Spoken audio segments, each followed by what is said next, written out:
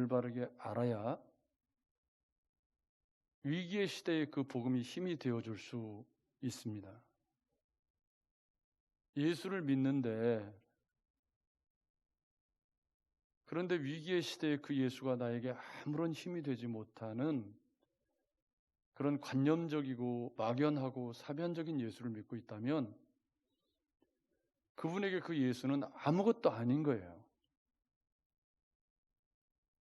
여러분, 예수 그리스도가 실제적으로 내 삶에 영향을 끼치고 그 예수 그리스도 때문에 실제적으로 내 생각이 변하고 삶이 변하는 게 없으면 그 예수는 내게 멀리 있는 그냥 예수죠. 나와 상관없는 객관적이고, 특히 교회를 다니고 신앙생활을 한 지 오랜 시간이 지났어도 올바르게 예수를 배우지 못하고 그저 막연하게 신앙생활을 하다가 집사되고 권사되고 그렇게 하다 보면 아는 게 없는 거예요. 신앙생활을 오래 했는데. 그러면 아는 게 힘인데 아는 게 없으면 어떻게 되죠? 작은 유혹이나 시련에도 쉽게 넘어지고 타협하게 되고, 내가 분명히 지켜야 될 이유가 있는 사람은 그것을 지키기 위해서 값을 지불합니다. 여러분 맞죠?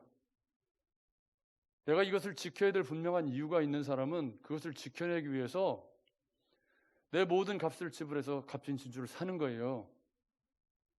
근데 그 예수가 값진 진주가 아닌 사람은 그렇게 값을 지불해서 사야 될 이유가 없잖아요. 여러분 맞죠? 그러니까 무슨 일만 생기면 바꾸는 거죠. 예수는 저 꽁지 어디 끝등에 있고 그냥 교회는 다니지만 능력이 없는 그런 그리스도인의 삶이 되는 겁니다. 오늘 우리가 살펴볼 말씀이 바로 그 예수를 올바르게 아는데 굉장히 중요한, 아주 중요한 말씀이기 때문에 제가 서두를 이렇게 무겁게 시작을 한 겁니다. 예수를 믿었어도 그 예수가 구체적으로 어떤 분인지 좀 막연하신 분은 오늘 이 말씀을 좀 잘 배우시고, 그래서 좀 더 예수를 올바르게 알고 신앙생활을 하시는 기회가 되었으면 좋겠습니다. 사실은 이번 주간에 제가 오늘 누가복음 21장 22절, 3장 21절 22절 말씀을 붙잡고 한 주간 내내 애를 썼어요. 왜냐하면 목사인 저도 아는 것 같은데 아는 게 없는 거예요. 이상해요. 그래서 익히 알고 있고 잘 알고 있는 것 같은데 막상 설교를 하려고 하니까 뭘 할 게 없어요. 그래서 아내에게, 아들들에게 계속 기도 요청을 하고 오늘 새벽까지 새벽 예배 마치고 애를 쓰면서 말씀을 준비해서 강단에 섰습니다. 참 부끄러운 고백이지만 목회자로서 저는 예수께서 세례 요한에게 세례를 받으신 이 사건에 대해서 그동안 충분히 알고 있다고 생각을 했어요. 근데 막상 설교를 하려고 그러니까 아는 게 없어요. 이게 도대체 무슨 의미냐 이게. 물론 신학적으로 뭐라고 써놓은 게 있어서 그것을 앵무새처럼 제가 이렇게 말할 수는 있는데 실질적으로 잘 이해가 안 되는 거예요. 그래서 저도 많은 고민을 하면서 이 말씀을 정리해 내기에 이르렀습니다.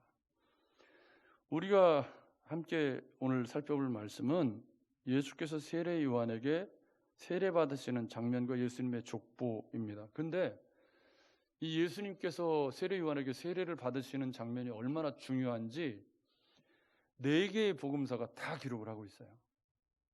보통 공관복음서, 이제 공관이라는 건 공통된 관점이라는 뜻이잖아요.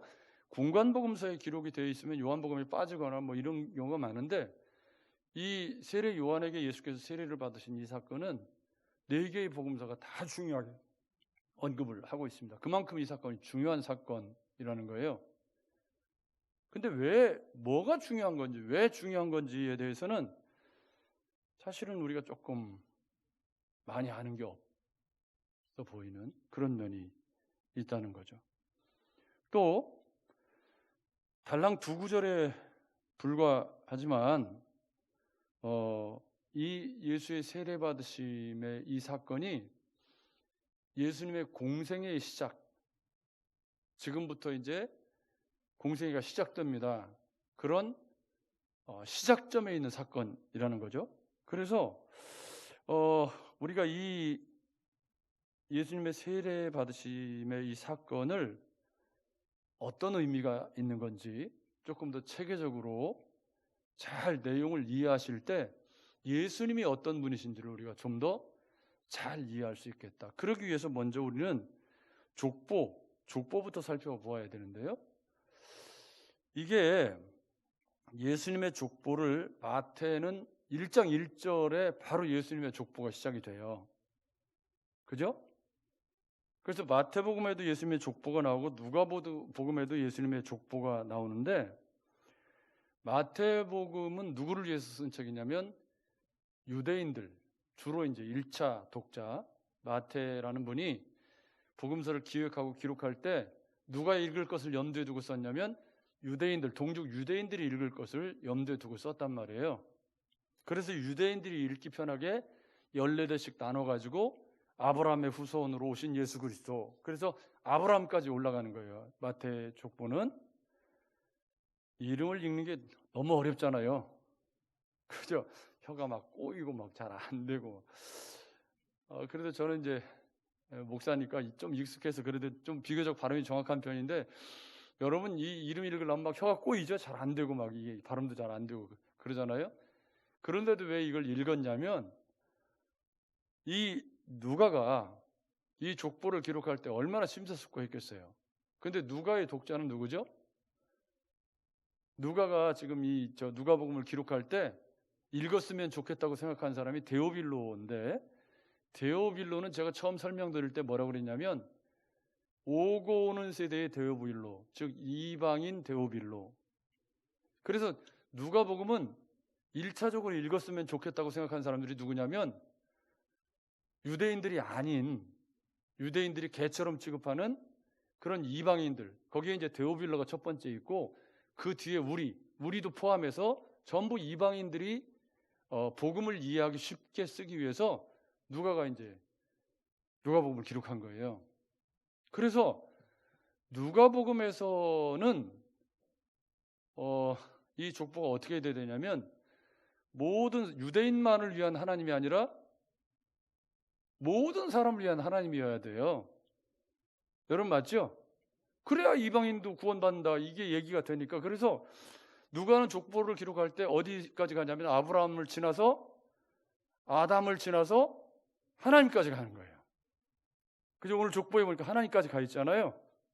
그건 무슨 얘기냐면 하나님 안에서 모든 민족이 다 구원받아야 할 대상이라는 누가의 관점이 잘 드러나는 거예요.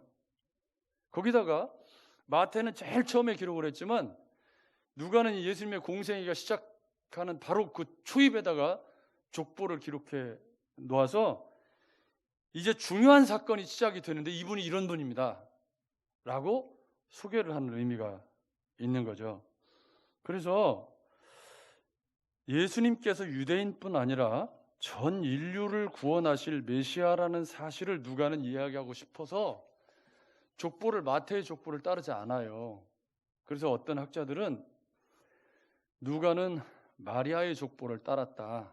그 마리아의 족보를 따랐다는 말이 마리아를 신성시했다가 아니라 이건 무슨 얘기냐면 창세기 3장 15절에 여자의 후손으로 오실 예수 그리스도라고 할 때 그 여자의 후손이 구체적으로 마리아라는 것을 염두에 두고 그래서 그 족보를 추적해 간 것이 바로 헬리라는 그 이름, 요셉의 아버지가 헬리로 나타나는데 마태복음 1장 16절에 의하면 요셉의 아버지는 야곱으로 기록이 되어 있어요.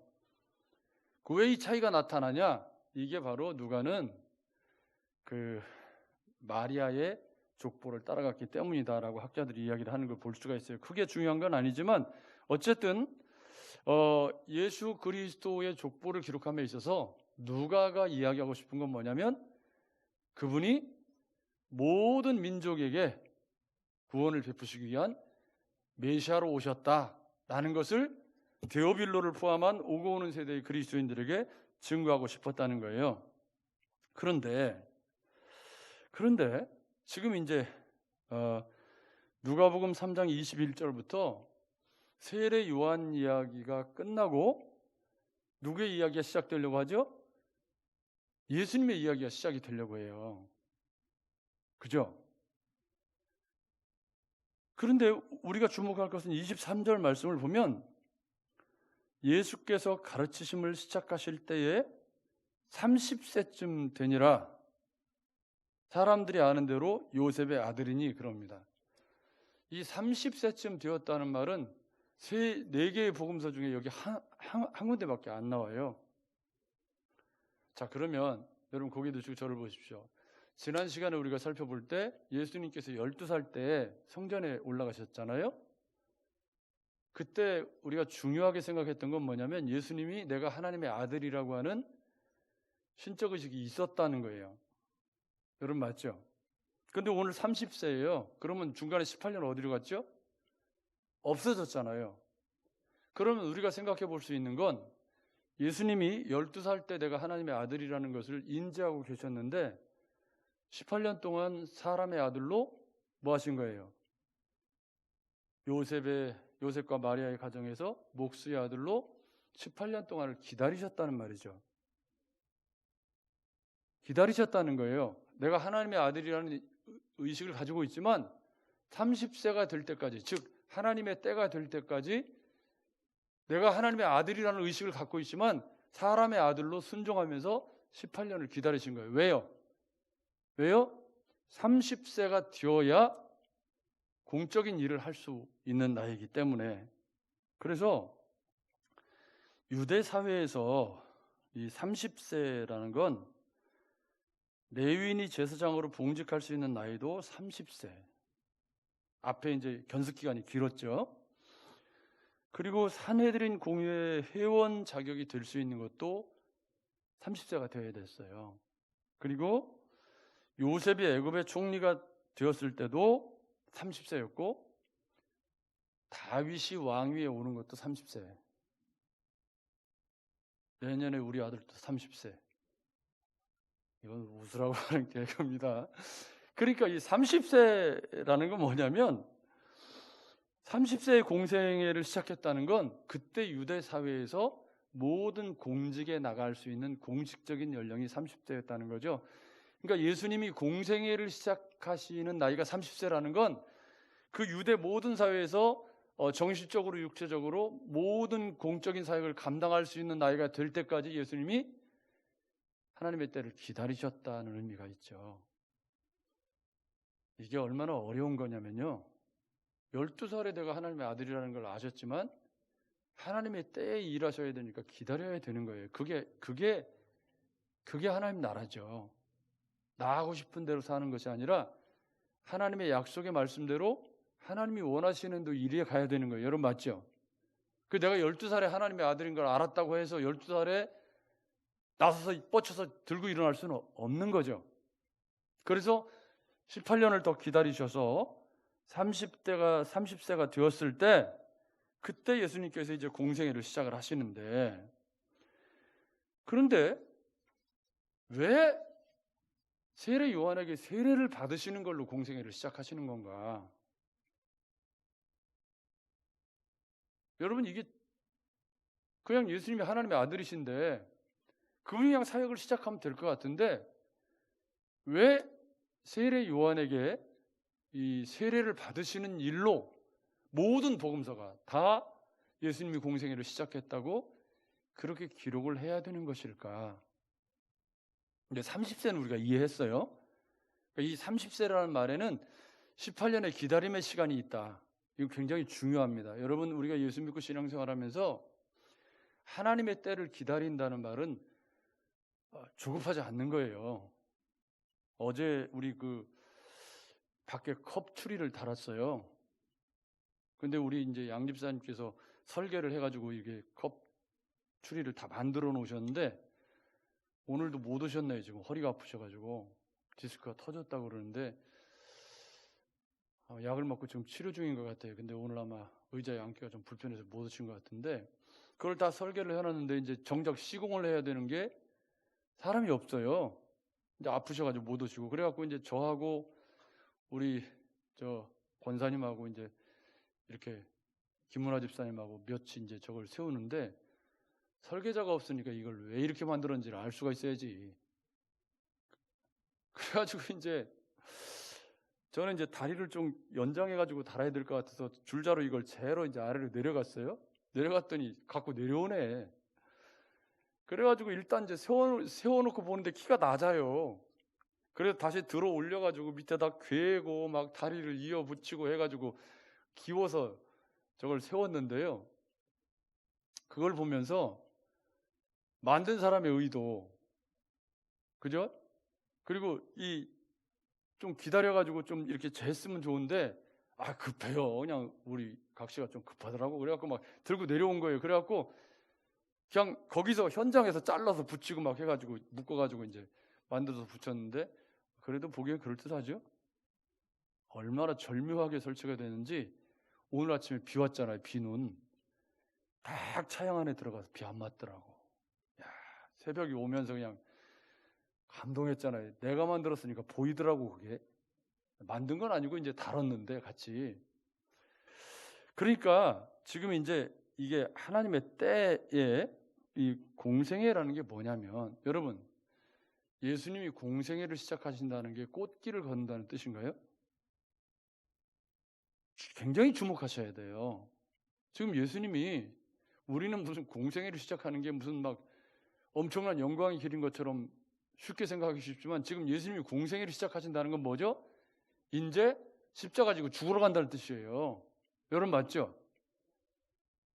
그러니까 12살의 예수가 하나님의 아들이심을 인지하고 30세의 공생애를 시작한다는 의미는 이제 나는 세상 죄를 지고 가는 하나님의 어린 양으로서 이 세상 모든 사람들의 죄를 짊어지고 내가 십자가에서 죽고 부활을 해야 된다는 거예요. 근데 그 십자가에 죽고 부활하시는 것의 신호탄이 예수께서 요한에게 세례를 받는 거라는 거예요.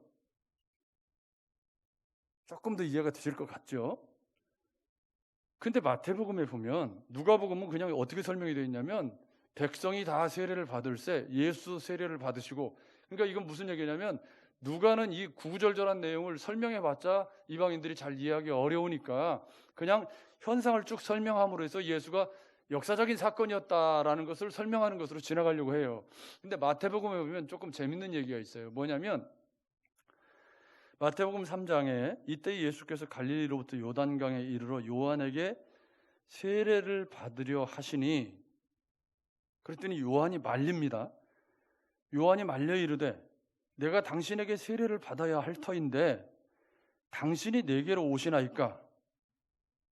그러니까 세례 요한도 예수께서 세례 요한에게 회개의 세례를 받아야 되는 이유를 이해를 못하고 있다는 말이에요. 그러니까 우리도 잘 이해하기 어렵지. 세례 요한도 잘 이해를 못한 거예요. 그러니까 예수님께서 뭐라고 답변하시냐면 이제 허락하라. 우리는 누구죠? 세례 요한과 예수 그리스도와 모든 사람들이죠. 우리가 이와 같이 하여 모든 의를 이루는 것이 합당하니라.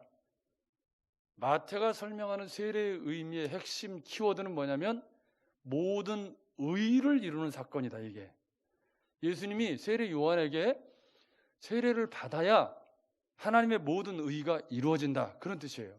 근데 여러분 세례 받으셨죠? 세례 혹시 안 받으신 분? 우리 전원실 성도 이제 받으셔야 돼요.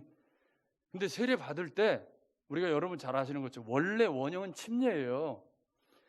침례를 받을 때 어떻게 하죠? 물속에다 사람을 푹 집어넣었다가 다시 꺼내요. 세례 예식을 할 때 제가 골백 번도 더 설명을 드렸지만 그게 무슨 뜻이죠? 나는 죽고 물속에 들어갔을 때 죽은 거예요. 그때 죽은 나는 누구냐면 세상 사람 나야. 예수 믿기 전에 나. 그죠? 물속에 들어가서 죽은 거예요.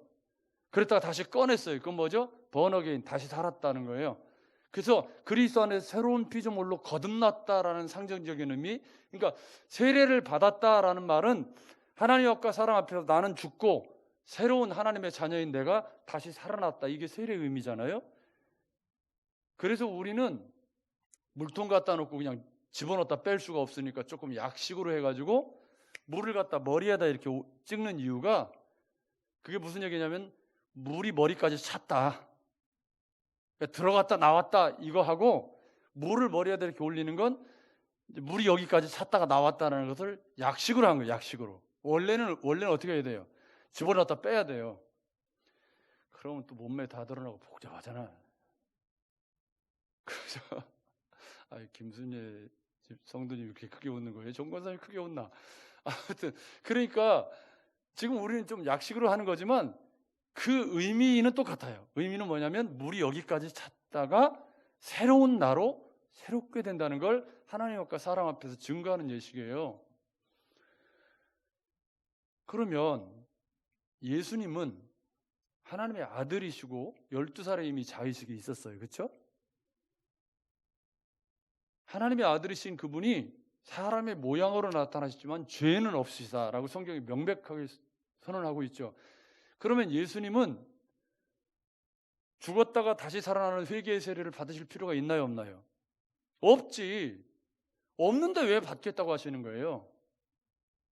여기에 복음의 비밀이 있죠. 이게 이제 공생애를 시작하는 데 있어서 예수님이 공생애를 시작하신다는 건 뭐냐면 이신층의, 우리가 믿음으로 말미암아 의롭게 되는 그 희생 제물의 길을 걸어가신다는 뜻이에요. 여러분 맞죠?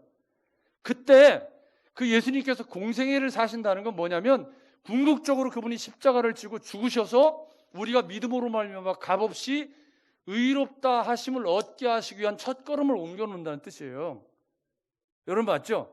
그때 핵심이 뭐냐면 그분이 나를 대신해서 죽으시고 십자가에서 그분이 나를 대신해서 죽는 거예요. 그게 여러분 맞죠?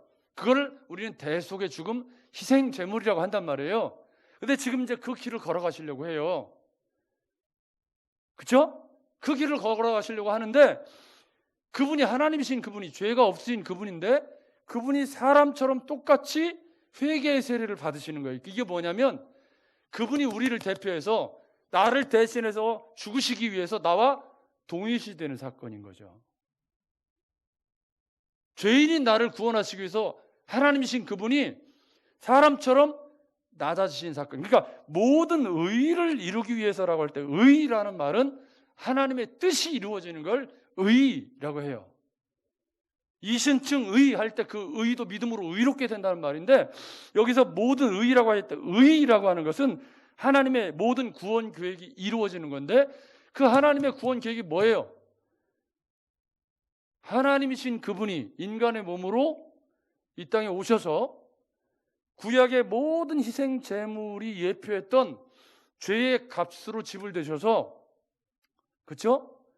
십자가에 죽으실 때 그분이 죄의 값으로 지불되셔서 그분이 나를 대신해서 죽으시고 그 예수를 믿는 모든 자에게 값없이 은혜로 구원받게 하시는 것이 하나님의 모든 의, 즉 구원 계획이란 말이에요. 여러분 맞죠? 그런데 그 하나님의 모든 구원 계획을 이루어가는 첫걸음이 뭐냐면 예수님이 인간의 모습으로 세례를 받고 사람의 모습으로 죽었다가 다시 살아나는 그 세례를 받으심으로 말미암아 죄인된 우리와 같아지시는 사건. 할렐루야.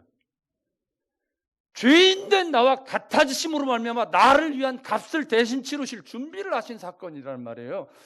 그분이 죄가 있어서 회개의 세례를 받으신 게 아니라 그분이 세례를 받으신 건 내가 이제 공생애를 시작해야 되는데 공생애를 시작하면서 하나님의 의를 이루기 위한 첫 단추가 뭐냐면 사람의 모습이 되셔서 사람의 모습으로 죄의 세례를 받으시고 죽고 다시 살아나시는 그 그림이 예수 그리스도께서 십자가에 죽으시고 부활하시는 그것의 예표적인 사건으로서 우리의 죄를 담당하시기 위해서 대신 죽었다가 살아나실 그 그림을 성취하시는 그런 모든 의의 첫 번째 사건이라는 겁니다. 그래서 예수가 받는 세례는 인간이 받아야 하는 세례와 똑같은 건데, 그 말은 예수께서 스스로 죄인과 동일시하였으며 자신이 인간과 똑같이 되었다는 것을 보여주시는 사건, 이거를 우리는 낮아지심, 예수님의 낮아지심이라고 하는 거죠. 그래서 하나님의 구원 계획 가운데 예수 그리스도께서 희생 제물이 되셔서 누구든지 예수 그리스도를 구주와 주인으로 믿는 자들에게 값없이 구원을 베푸시기 위한 하나님의 의를 이루는 첫 번째 단초가 바로 세례를 받는 것이고, 그 세례를 통해서 예수님의 연합, 누구와 연합이냐면 빌립보서 2장 6절 7절에 그는 근본 하나님의 본체시나 하나님과 동등됨을 취할 것으로 여기지 아니하시고 오히려 종의 형체를 가져 사람의 모양으로 나타나셨다. 완전한 사람이 되셔서 그분이 죄인들이 받는 회개의 세례를 받으심으로 말미암아 공생의 첫 발을 희생 제물로서의 걸음을 시작하신 사건. 아멘. 굉장히 의미심장한 사건인 거죠. 그러니까 이 모든 의라는 것은 하나님이 우리를 구원하시기 위한 계획들을 의미하는데, 그 계획의 첫 번째가 너와 나, 세례 요한과 우리 모두가 내가 이 죄인의 모습으로 세례를 받음으로 말미암아 죽고 거듭나는 십자가와 부활의 사건의 첫걸음을 옮겨놓는 하나님의 의를 이루는 사건이 바로 뭐다? 예수님께서 죄인의 모습으로 세례를 받으시는 것이었다. 그래서 모든 의란 예수님과 요한이 하나님의 뜻에 순종해서 예수님을 하나님의 뜻을 행하는 사람으로 세우시는 사건. 그래서 공생의 시작인 거예요. 무슨 얘기인지 아시겠죠? 그러니까 궁극적으로는 예수님께서 십자가에 죽으시고 부활하실 건데, 그 죽으시고 부활하는 것이 죽으시고 부활하시는 이 회개의 세례와 서로 이렇게 연결이 되면서 만나는 거예요.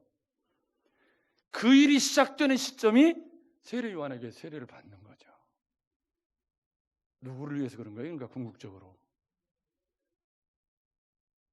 이게 예수 그리스도의 공생의 시작입니다. 여러분 올바르게 아셔야 돼요. 그러니까 모든 의, 그러니까 너무 추상적이어서 이게 도대체 무슨 뜻인가 잘 이해하기 어렵지만, 결국 그것은 예수 그리스도께서 나를, 자기 백성을 죄에서 구원하시기 위해서는 대신 값을 지불하셔야 하는 그 예수 그리스도의 숙명적인 십자가의 첫걸음이 인간과 똑같이 낮아지셔서 죽으시고 부활하시는 세례를 받는 그 사건이었다라는 겁니다. 그래서 죄인들과 동일시하신, 죄인도 아닌데 회개의 표로 받아야 하는 세례에 참여하심으로 죄인과 자신을 동일시하시고, 그렇게 희생제물이 되심으로 말미암아 사죄의 은총을 우리에게 베푸시는 죄인의 대표자로 그렇게 세워주셨다는 말입니다. 또 하나는 뭐냐면, 이미 말씀드린 것처럼 세례가 죽고 거듭나는 거예요. 이 말은 무슨 얘기냐면 과거를 청산하고 새로운 나로, 거듭난 나로 새롭게 시작한다는 걸 하나님과 여러 증인들 앞에서 증거하는 게 세례라고 그랬죠? 결혼 예식이라고 했잖아요. 여러분 기억나시죠?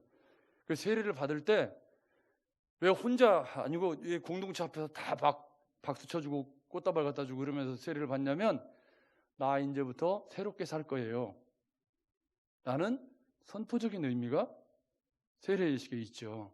그런 것처럼 예수님의 회개의 세례는 이제 이 30세의 요셉의 아들로서의 생활을 끝마치고 이제 하나님의 아들로서의 공적인 생애가 시작됩니다라고 하는 선언적인 의미가 있죠.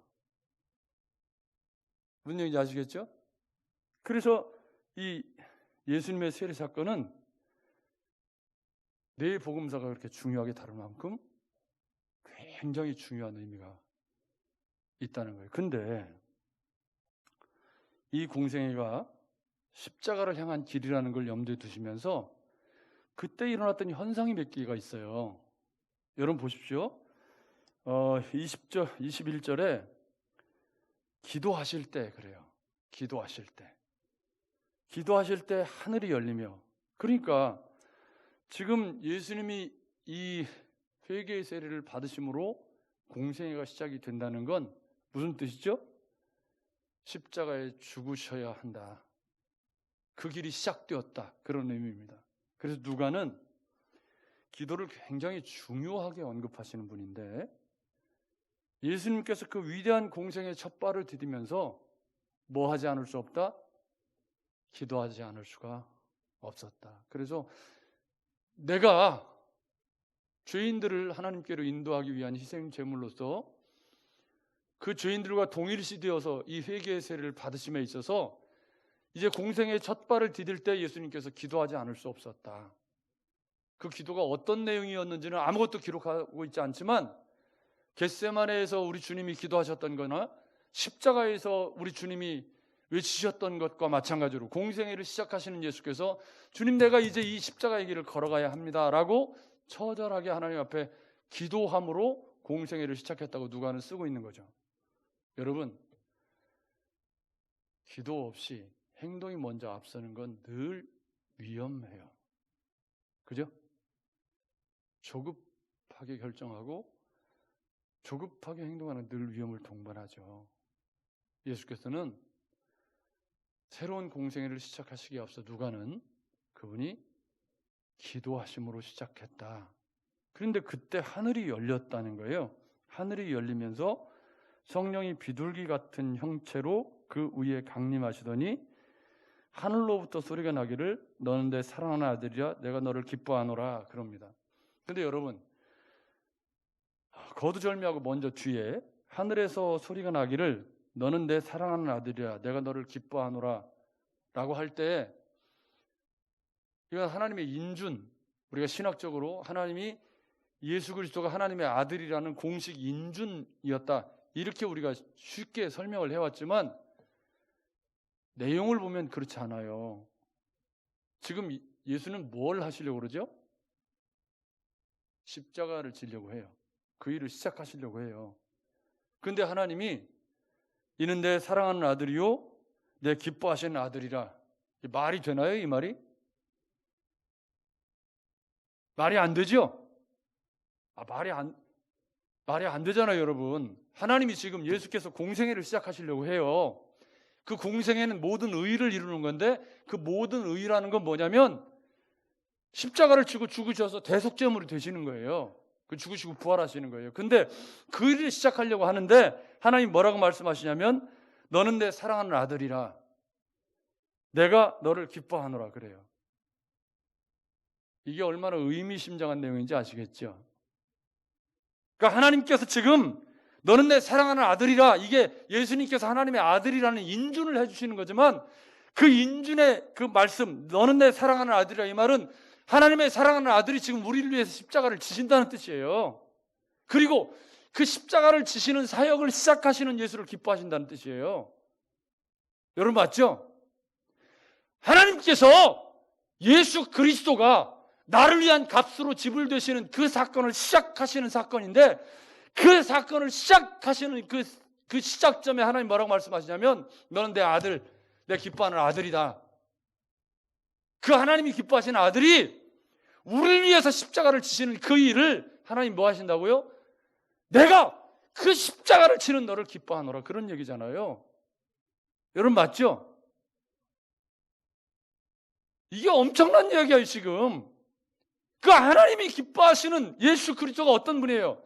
우리를 위해서 십자가를 지셔야 할 대속제물, 희생제물이 되시기 위한 공생의 첫 발을 내디시는 그 예수가 하나님이 기뻐하시는 아들이에요. 이 말은 우리가 그리스도인으로 산다는 것이 무엇인지를 말해주는 중요한 단서가 돼요. 하나님의 기뻐하시는 아들로 우리의 삶이 사라지는 것이 뭐냐? 이 어둠의 시대에 우리가 십자가의 정신을 가지고 예수 그리스도께서 우리를 위해 죽으셨던 것처럼 이 어둠의 시대를 향해서 우리가 죽는 것이죠.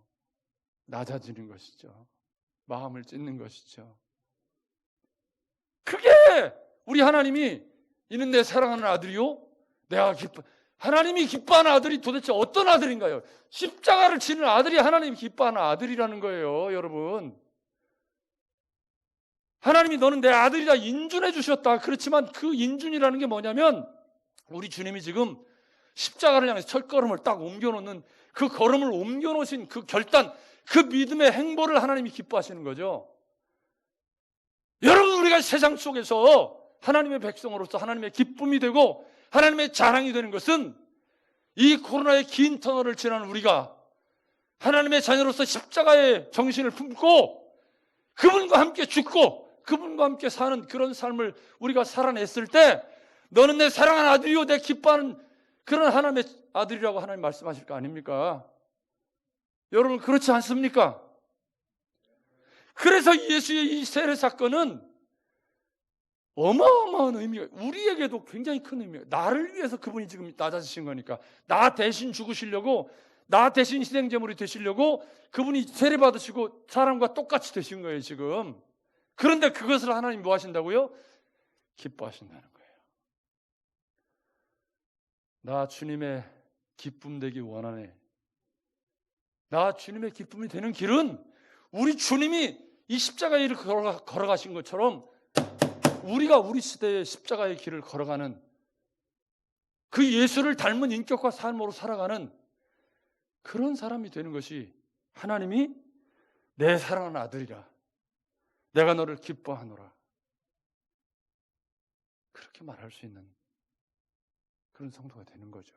그런데요, 성령이 비둘기 같은 형체로 하늘이 열렸다라는 말은 여기 사용된 단어가 헬라어를 설명할 필요는 없지만 누가는 아주 굉장히 꼼꼼하게 여기다 단어를 어떤 단어를 썼냐면 공적인 사건.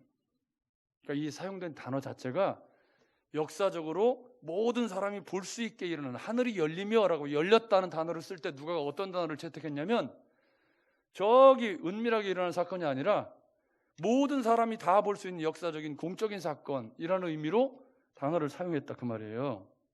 그래서 마음속에 일어난 인상이나 상상이 아니라 실제로 하늘이 열리는 것을 예수님도 거기 주변에 모인 사람들도 다 보았고, 그리고 성령이 비둘기처럼 임하는 것을 거기 모인 사람들이 다 보았다는 거예요. 그래서 그것은 뭐냐면 예수님은 성부, 성자, 성령이 같은 분이니까 예수님이 성령을 또 받으셔야 될 필요는 있나요, 없나요? 없잖아요.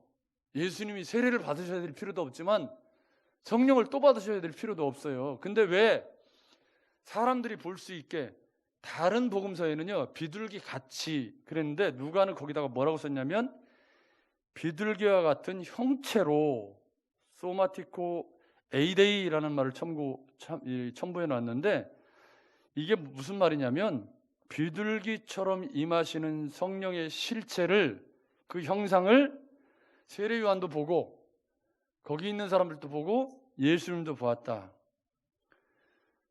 참 이게 역설적인 게요. 저기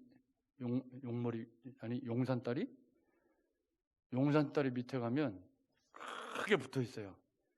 비둘기는 해로운 양식물 먹이를 주지 마십시오. 딱 거기 붙어 있어요. 그런데 성경에서 비둘기는 노아의 홍수 때 메신저 역할을 했던 순결의 상징이란 말이에요. 그러니까 이 성령이 비둘기처럼 임했다. 그래서 우리가 처음 우리 교회 로고 할 때 비둘기 형상을 만들기도 하고 그랬는데 요즘에는 비둘기가 대접 못 받아요. 그렇지만 성경에서 말하는 비둘기는 순결의 상징이었다.